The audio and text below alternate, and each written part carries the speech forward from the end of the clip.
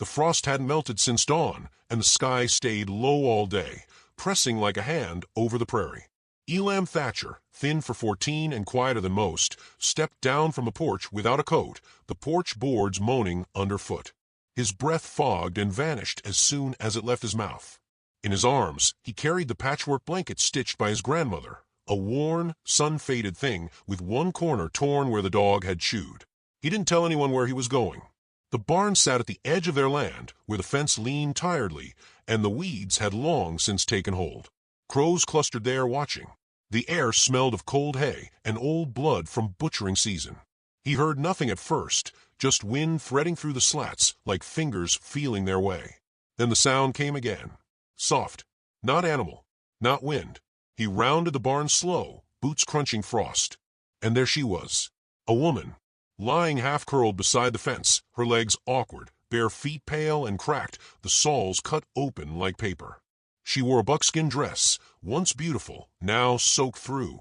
Her dark braid was matted and streaked with blood. Her chest rose so faintly it might have been memory. For a moment, he thought she was dead. Then her eyelids fluttered. She blinked. Elam just stood there. She didn't move. Her lips were cracked so deep they bled and scabbed over. Her fingers clenched something small, a pouch beaded in blue and red. She clutched it like a prayer. He swallowed. Do you understand me? No answer. Her gaze found him, unfocused and held. He looked back toward the house. The windows glowed with firelight. His father would be shaving bullets. His mother would be steeping tea. No one would miss him for a few minutes. He knelt. She winced, not from pain, but something deeper. Like shame. I got a blanket. She didn't answer, but her eyes stayed on his. He unfolded it slow. A wind kicked dust from the porch all the way down the fence line. He laid the blanket over her shoulders. She flinched as it touched her, then grew still. She stared at him, not like a person, like something trying to remember what kindness felt like. He looked at her again. Really looked. She wasn't old. Not yet. Her face was hollowed by starvation, her collarbone sharp as a knife's edge. There were purple welts across her wrists, half covered by torn cloth. Someone had tied her once. He opened his mouth to speak. Nothing came out. A crow cawed overhead. She blinked again, slower. Then her eyes closed. He didn't know if that meant peace or death. The wind picked up, colder now, whispering secrets he didn't understand. He backed away, stood, and returned to the house like a boy waking from dream. That night, supper was quiet. His father cleaned the rifle twice, muttering about tracks too close to the west ridge. His mother kept her gaze on the stove.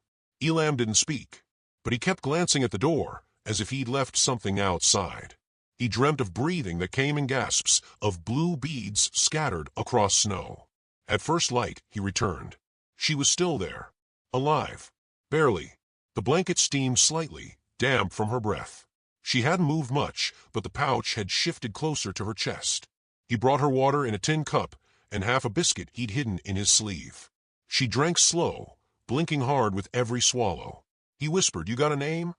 She didn't answer. But this time, her eyes didn't wander. They fixed on him. She pointed to her chest. "Tubunai." Her voice was cracked bone and smoke. He tried to say it back. Tubu. Tubunai. A ghost of a smile. Then she coughed, and blood darkened the blanket. "Don't die," he muttered. She looked past him toward the barn. He helped her up. Inside, it smelled like horses in silence. Dust danced in beams of morning light. He made her a bed of straw in the back stall and covered her again. She curled into herself, and her eyes finally closed, not from pain, but trust. He watched her for a while, then slipped out the side door, ducking low. No one saw him return. That afternoon, his father found him patching the fence with wire. "You see them tracks yesterday?" his father asked. Elam nodded. "You tell me if you see more." He nodded again, but he didn't tell him. That night, the wind shifted. The dogs didn't bark. Not once. But Elam didn't sleep. He sat up in bed, blanket wrapped around his knees.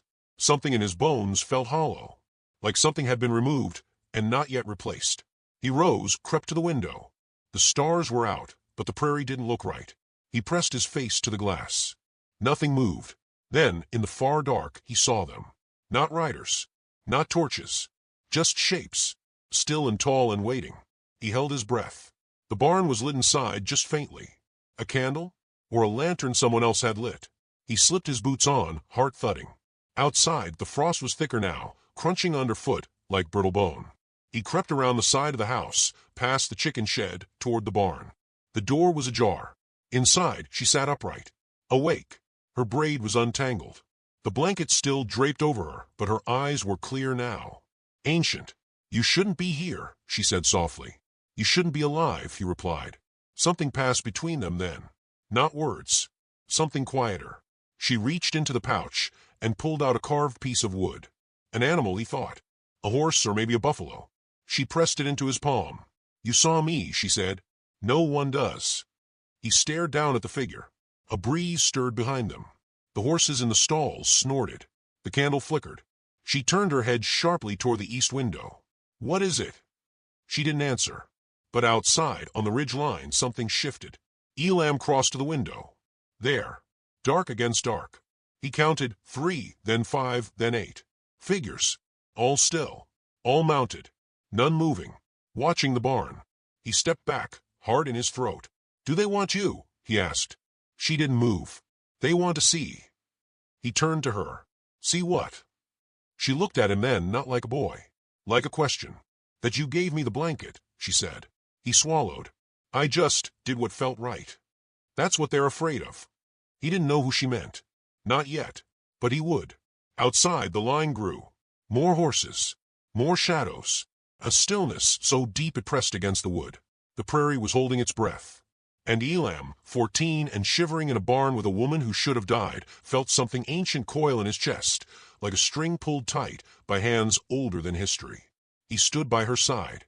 And far across the frost, the ridge filled with watchers, waiting for dawn. By morning, the frost had gone brittle. It clung like lace to the cornstalks and blanketed the split-rail fence in white. Elam moved through it like a ghost, quiet, not because he had to be, but because it felt like the world required it. Like even the trees were holding their breath around the barn. He slipped through the side door with a tin pail of warm water, a strip of salt pork folded in paper, and the half loaf of bread he'd hidden beneath his mattress. His boots left small, careful prints that melted the frost only slightly. He was light, like his body hadn't quite settled into itself yet. 14, but more shadow than boy. She hadn't died in the night. Runs with Sky sat upright in the straw, one hand resting near the blanket he'd given, the other tucked protectively over her pouch. Her skin was sallow, lips cracked to bleeding, but her eyes had found strength. Not health, but will. She watched him approach, didn't flinch. That alone felt like a kind of trust. He offered the water first. She took it with both hands and drank in slow, trembling gulps, as if the act of swallowing required more strength than her body had. When he gave her the pork, she only stared. Eat, he said softly. You need the salt. You're bleeding inside. She broke a piece off, eyes never leaving his face. Her fingers shook. You speak more today, he said after a while. Your voice sounds better. She looked at him. Not better. Less dying. He smiled, though it didn't reach far. That's something. A long silence settled. Outside, crows cried over the field. Somewhere distant, a dog barked, sharp and panicked, then silence again. Elam sat on an overturned feed bucket, watching her eat slowly, reverently, as if tasting memory. You got family, he asked. She nodded once. He didn't press. My mama's still alive, he added. Father, too. I think they'd tell me not to help you. She chewed another bite, eyes fixed on her fingers. You help anyway. He shrugged. Didn't feel right leaving you. That's dangerous. I know. That was all they said for a while. Her cough returned around noon, sharp enough to pull her whole body forward. Elam rose to catch her, steadying her shoulders as she gasped. The blanket slipped, revealing purple-black bruises across her ribs, some older than others. His hands froze. She noticed, pulled the blanket up. I didn't mean to see, he whispered. You did. I won't tell anyone. No need, she said quieter. They don't care. Her voice wasn't bitter, just factual, like someone who'd already accepted the shape of how the world worked. She coughed again, and her body folded like paper. He poured more water. She drank but didn't thank him. That wasn't how this was working. By mid-afternoon, he'd built a small fire in the feed trough. Smoke spiraled gently through the cracks in the roof. She warmed her hands over it, palms as thin as leaves. The smoke clung to her hair. Something about her face began to soften, not from safety, but from remembering what it was. "You're not afraid of me?" she asked, voice rough. Elam shook his head. "I'm afraid of a lot of things. You're not one of them." She watched the flames a while, then whispered, "Even when I get strong." He thought about it. "Are you planning to hurt me?" "No." "Then I'm still not afraid." She didn't speak again, but he noticed the way her fingers curled tighter around the blanket, as if that mattered more than anything she could say. The barn grew warm with the fire, but dusk came fast. The light outside bent gold through the slats, and the wind changed again. Distant hoofbeats echoed faintly against the ridges, and Elam's skin prickled. He moved to the door, cracked it just wide enough to peer out. There was no one, but the silence was thick now, like the prairie was waiting for something. Inside, she had started singing. Not loud. A hush song, lilting and low, the kind used to call spirits or cradle children. Elam didn't understand the words, but the sound threaded into his bones and sat there. It reminded him of being 4 and hiding beneath his mother's quilt during a storm. He turned back. "What does it mean?" She didn't look up. "It's for the dead. And the lost." "You're not dead." She paused, then maybe just lost. He sat beside her. The fire hissed once. "You said your name yesterday. Tubanai. What does it mean?" Her eyes gleamed in the firelight. "It means she who walks where sky breaks." "That's pretty." "It was my grandmother's name." Elam nodded. He didn't know what to say after that. The sound of her voice lingered long after the singing stopped. Night fell heavy, stars sharp as nails overhead. The moon was a perfect curve of white, watchful, pale, judging. He left her with more bread, then crept back to the house, slipping in through the cellar. His boots left faint marks on the kitchen stone. He stopped long enough to listen. Upstairs, his parents argued in low voices about horses, about strangers, about tribes moving east, about signs. His father's voice was clipped. His mother's sounded tired. They didn't know what was sitting in their barn, breathing and warming and healing on their boy's compassion. He went to bed fully dressed, pulled the second blanket over himself, and stared at the ceiling. The stars outside his window seemed brighter. Or maybe he was just seeing clearer. Sleep came in fits. When he woke just past midnight, the fire had long gone out. But the wind carried something different now. Voices. Not words. Not English. He sat up fast, heart hammering. At the window, he saw nothing. But the dogs weren't barking. And when the dogs didn't bark, that meant someone was already here. He dressed, grabbed the small lantern, and slipped outside. The barn stood still under the stars, black and unmoving. His breath came in white clouds. The trees behind the barn rustled faintly. Not wind.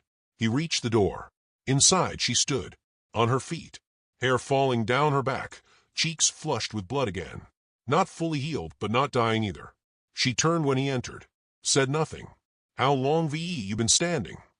She didn't answer. He stepped forward, lantern swinging low. Her breath fogged in the cold. The blanket trailed behind her, dragging straw. She looked stronger, but something had shifted in her gaze. "Is someone out there?" he asked. She nodded slow. "Friends. Maybe." He tensed. "Should I be scared?" "Not yet." Outside, something snapped. A twig. A hoof. She moved closer to him. "You should tell them," she whispered. "Your family. They deserve to know. They won't listen. They'll just shoot." She looked toward the far wall, toward the ridge. Her eyes filled with something he couldn't name. Not fear. Not sorrow. Something older. "They're waiting," she said. "For what?" She turned to him fully now. "To see if you're like them." "I'm not." "You gave me your blanket." He swallowed. "You looked cold." "That's not what they saw." She stepped toward the barn door. "Elam," she said softly. He blinked. "How do you know my name?" She didn't smile. "You told it in your silence."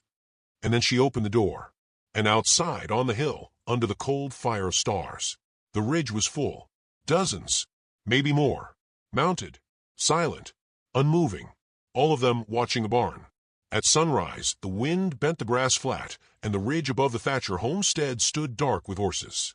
They made no sound. No war cries. No drums. Not even a banner. Just figures still as stone, outlined by a morning sun too pale to warm. Elam stood behind the barn door, his heart tapping like rain on a tin roof. His breath fogged the air in front of him as he counted. First 10, then 20, then too many to keep track of. Their silhouettes stretched back along the ridge like shadows waiting to become men. She said nothing beside him. Runs with Sky stood wrapped in the patchwork blanket, hair loose, face expressionless. She looked out at them like one who had died and been forgotten, only to be remembered all at once by the sky itself. He whispered, "Who are they?" She did not answer. The barn was quiet. The horses inside shifted anxiously, hoofs stirring straw. One let out a low, throaty whinny. Elam turned to her again. "Are they here for you?" Her jaw clenched, but her voice was even. "They are here to see what lives." It didn't make sense yet. But Elam was beginning to understand that not everything in the West came with clean answers. Some things just arrived in silence and waited to be seen. By breakfast, the town had noticed. Dust rose from the far road as riders bolted from homesteads. The church bell rang not for prayer but as a warning. And still, the ridge did not move. The warriors sat their horses like trees, watching. Only their braids stirred in the wind. Jedediah Thatcher stood on the front porch with a loaded rifle and narrowed eyes. "They ain't moved a muscle," he muttered, wiping sweat from his brow. "That many Comanche ain't rode out for peace in my lifetime." Maribel stood behind him, arms crossed tight, eyes darting toward the barn. "Maybe they're looking for someone," she said. Jed's face hardened. "A settler? Doubtful. They came for blood." But even as he spoke it, there was doubt in his voice. This was not how war began. Not this quiet. Elam remained by the barn all morning. He chopped wood that didn't need chopping. He checked horses that didn't need checking. Anything to stay close. Every hour he looked up. They were still there. No closer. No farther. Just waiting. By mid-morning, a single figure detached from a line and began to ride down the ridge, slow as molasses, without haste or fear. His horse was pale and scarred.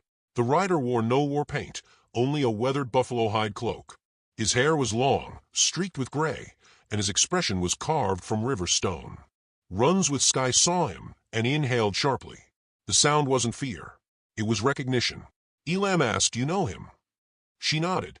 "Blue Antler." He'd heard the name before, whispered by traders, feared in saloons. A chief whose age made him dangerous, not because he fought, but because he remembered everything that had ever been done to his people. The old man rode up to the front gate and dismounted without a word. Jedediah stepped forward, rifle raised. "You got business here, Chief." Blue Antler didn't flinch. He looked past him, toward the barn. "I was told," he said, voice low and clear, "that one of our blood lay dying on this land, and that a settler's son gave her his only blanket." Jed said nothing at first. The wind tugged at his coat. "My son's been nowhere near your kind," he said stiffly. The old man's eyes didn't blink. "Are you sure of that?" Maribel stepped forward. "If he did it out of pity." Blue Antler turned to her. It wasn't pity. It was honor. A silence fell heavy between them. From the barn's shadow, Elam watched the moment swell. Blue Antler finally said, "We ask only to see her." Jedediah didn't lower the rifle. "And if we say no?" The chief didn't threaten. He simply looked up the ridge. Elam followed his gaze. Hundreds of warriors sat waiting. Blue Antler turned back. "We are not here for war. Not unless war is given to us." Elam stepped forward. He left the barn quietly, hands open, walking slow as the sun. His boots crunched dry earth with each step. Runs with Sky stayed behind. Watching, Elam stopped between his father and the old chief. Jed's voice hissed, "Get back in the house, boy." But Elam didn't move. He turned to Blue Antler. "She's alive. Barely, but I gave her the blanket." Jed's face went red. "Elam." "She was gonna die," he said louder now. "And she didn't. Not yet." Blue Antler looked at him long and slow. "What made you help her?" Elam's voice trembled, because she looked like someone who'd been seen last by wolves. The chief nodded once. That seemed enough. Jedediah stepped back, uncertain now. Blue Antler did not smile, but his voice softened. "You were not born into this land, but you belong to it more than some who think they own it." Elam swallowed hard. "I didn't want to start anything." The chief raised a hand. "You started peace." Then, to everyone's surprise, he stepped away from his horse and knelt. Slow, deliberate, and high above, on the ridge, the other warriors dismounted. One by one, in silence, hundreds of Comanche bent to their knees. The sound of it, the faint shuffle of boots and bone and prayer, rolled like thunder down the valley. Jedediah lowered his rifle. His hands shook. Maribel's eyes filled. Elam just stood there, breath caught. Then Runs with Sky stepped forward. Out of the barn. Slowly. Her body was wrapped in the patched settler blanket, her face still gaunt, her legs trembling. But she walked alone, toward the kneeling men, toward Blue Antler. And she fell, not from weakness, but into his arms. He caught her, held her for a long moment, then stood, lifting her with ease, and turned back to the line. He didn't speak again. He didn't need to. Runs with Sky had come home. And yet she did not leave. Not yet. She turned her face once more toward Elam. And in that quiet second, as the wind whipped her hair and the blanket danced behind her, she smiled, soft, almost unseen, but it rooted itself in Elam like a tree. Blue Antler turned his horse, and slowly the entire ridge began to move. Silent, graceful, hundreds of horses turning back into the horizon. By dusk, the land was empty again. But Elam knew something had changed. Inside the barn, a single carved animal had been left in the straw. Not the one she carried. A new one. An eagle. Its wings spread wide. He picked it up, hands trembling. The weight of it was small, but something in it felt eternal. Snow came 2 days after the riders vanished. Not a storm, not yet, just a dusting, quiet and steady, turning the prairie silver under a pewter sky. The wind had changed direction again, and with it, something in the house shifted too. Jedediah spoke less. Maribel stirred the stew longer than needed. Even the dogs barked with less bite. Elam hadn't spoken of what he saw, not the kneeling warriors, not the wooden eagle, not the way she had smiled before turning. That was his, and it glowed inside him like a lantern kept under a blanket. But she had not left. That morning, she was still in the barn. She had risen early and stood by the stall window, her breath fogging the wooden frame.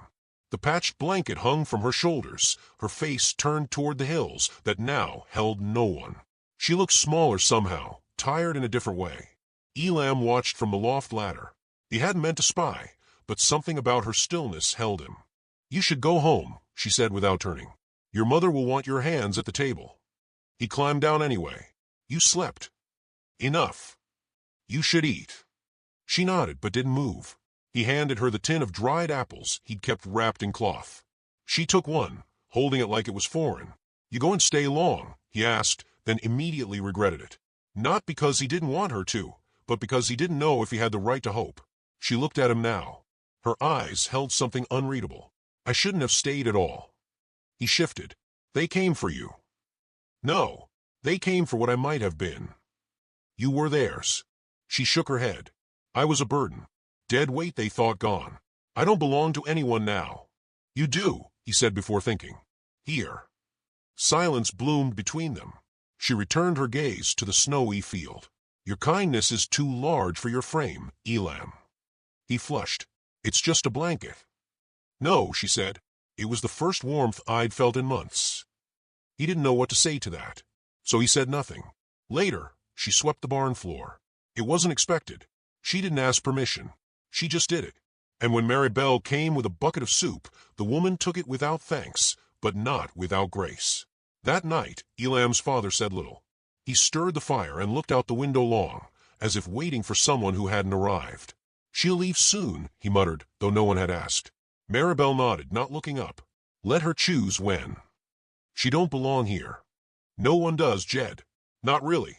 And with that, the conversation ended. By the next morning, she was gone. The blanket folded, the pouch missing. Her tracks led toward the west ridge, each step pressed soft into the snow, vanishing by midday. Elam found the folded blanket inside the barn, still warm. His breath caught when he touched it. She hadn't said goodbye. That was what hurt, not the going, the absence of a single word. He told no one. Let his father believe the world had righted itself. But Elam returned to the barn 3 times that day. Once to check the horses, once to check the blanket, once to check his own heart. Each time, something inside felt emptier. That evening, as the snow picked up and the clouds thickened, Elam sat on the front porch in silence. His hands were tucked under his arms. The air bit his ears. The world felt hushed. "She meant something to you," Maribel said, stepping beside him. He looked up. "I don't know what." She was the kind of woman that makes a boy wonder what life could be like with someone watching him the way she did. He blinked. "She didn't watch me." "She did, but softly, like someone seeing a memory too fragile to touch." He didn't answer. "She'll remember you, Elam. That's more than most folk ever get."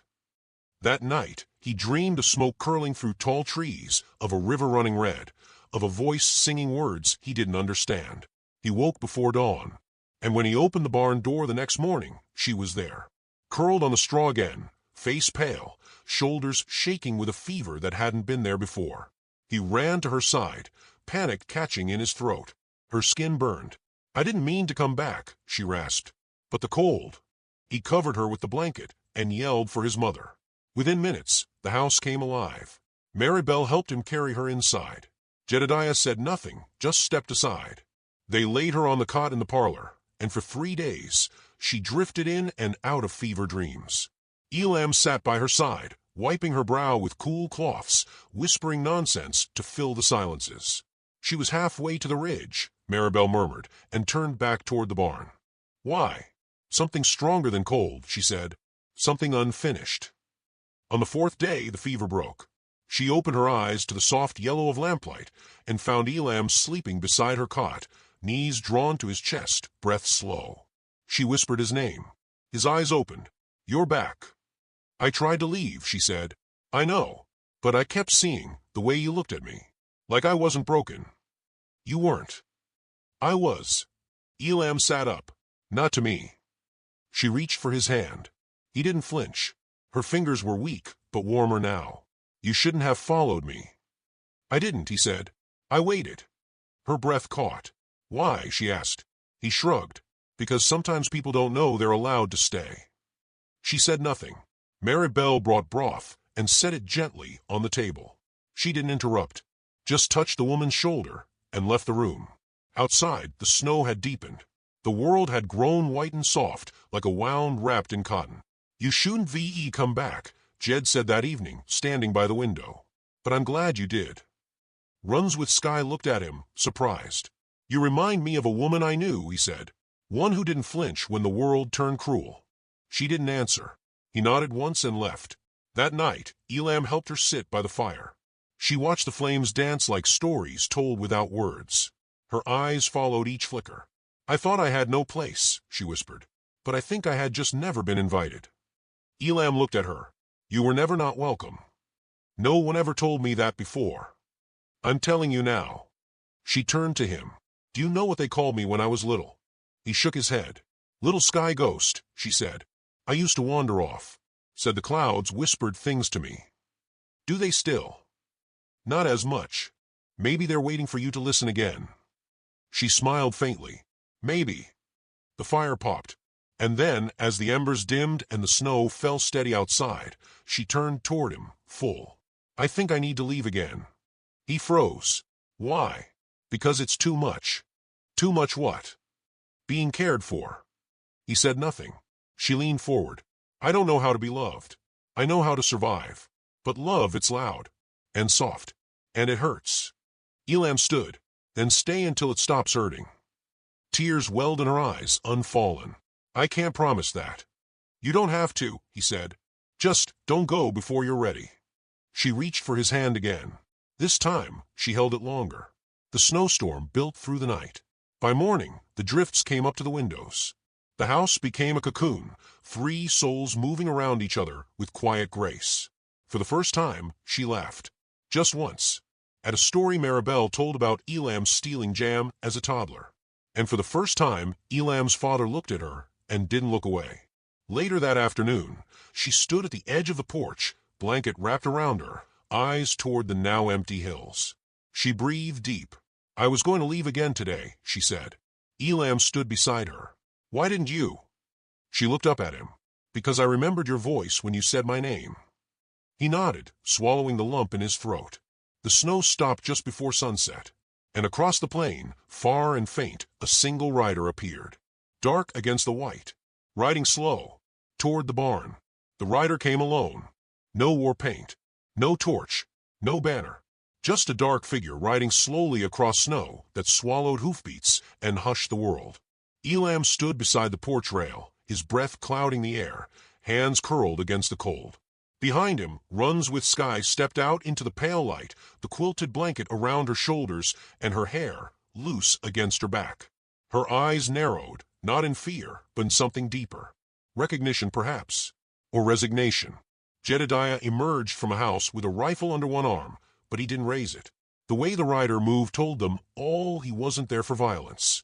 The horse stopped just before the fence line, steam rising from its nostrils. The man dismounted. He wasn't young.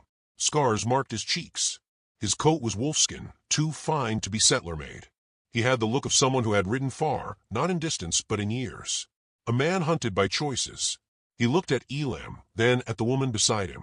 "Elam," Runs with Sky said quietly, her voice tighter than it had been since she arrived.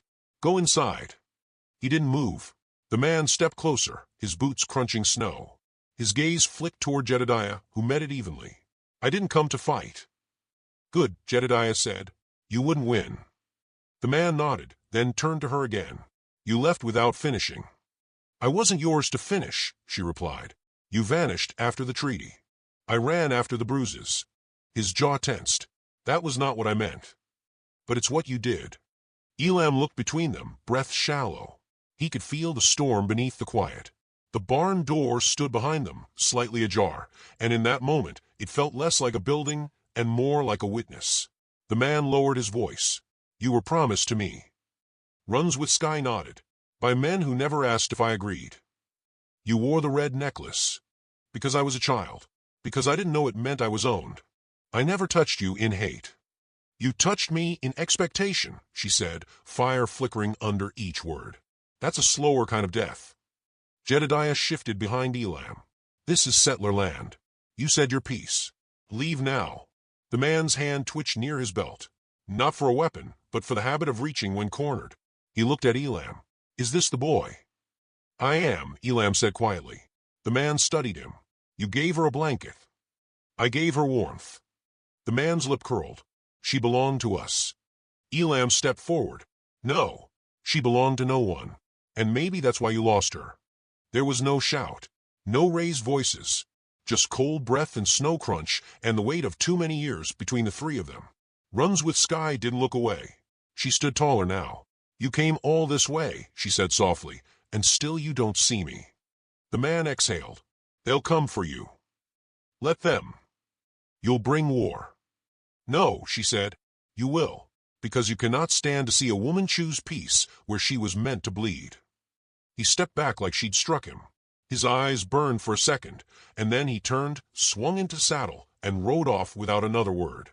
The silence he left behind was heavier than gunfire. That night, no one spoke of what had happened. But something had broken loose. A thread pulled, a knot untied. At dawn, the barn door swung wide again, not from wind, but from movement. People. The first came on foot, a woman from town, hat in hand, eyes wary. Then a boy, younger than Elam, holding a jar of canned pears. By midday, 5 more. By sunset, a dozen. They didn't say much. Just looked at Runs with Sky like a story they heard once, but never believed. Some offered gifts. Some just sat. They didn't come to accuse. They came to see. Elam watched it all unfold with a strange ache inside him. Not pain, just a shift. A door opening.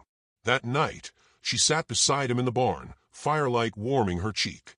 "You saved me twice," she said. "No, just once. The rest was you." She looked at him. "I almost left before I felt anything. It scared me." He nodded. "Me too. I've never been seen without being used. Now you have." She smiled faintly. "I still don't know where to go." He looked around the barn. The roof leaked. The walls creaked. But the place held memory now, both weight and lightness.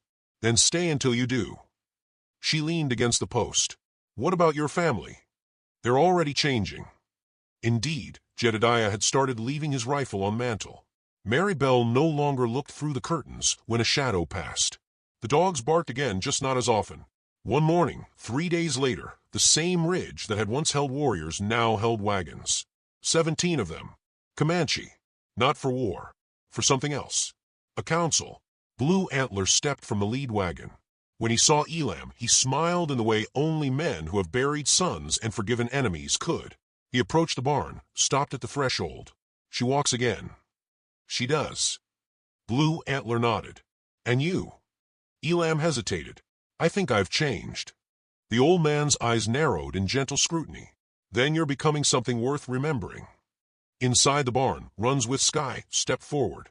She bowed her head to the chief, but not low, not like one beneath. Like one returning. They spoke in words Elam didn't know, but he watched their hands move, their eyes soften. And then Blue Antler turned to him. The Comanche wished to make peace with this land, with this house. Not because we trust it, but because of what was done here. Elam looked down. I didn't do much. You lit a fire in the snow. The council lasted hours. Not everyone agreed. But when the sun set, there were fewer walls between them. That evening, as smoke curled from every chimney and frost kissed every window, Runs with Sky stood alone inside the barn again, looking toward the empty hills. Elam entered quietly. They said I can go back, she whispered. He swallowed. Do you want to? I don't know. You don't have to decide tonight. She turned. I never thought I'd get to choose. He nodded. You gave me that. He stepped closer. So stay. Or go. But do it because it's yours now. She touched his cheek with calloused fingers. And if I stayed, then I'd make sure the roof stopped leaking. She laughed. It was the first time he'd ever heard her laugh with her whole body. That night, Jedediah built a new gate at the barn with Elam beside him. Mary Bell sewed a second blanket. The world did not shift all at once, but inside that barn, something had settled into place. Not perfect, but right. When Elam rose before dawn the next morning, the wind was calm. The fire was still glowing, and beside it she sat, waiting, not to run, but to begin. A year later, the barn would be rebuilt in cedar. A plaque hung inside, where the wind paused to listen. But for now, it was just a boy, a woman, and the warm hush of something true. And far across the hills, where hooves had once threatened fire, only silence remained.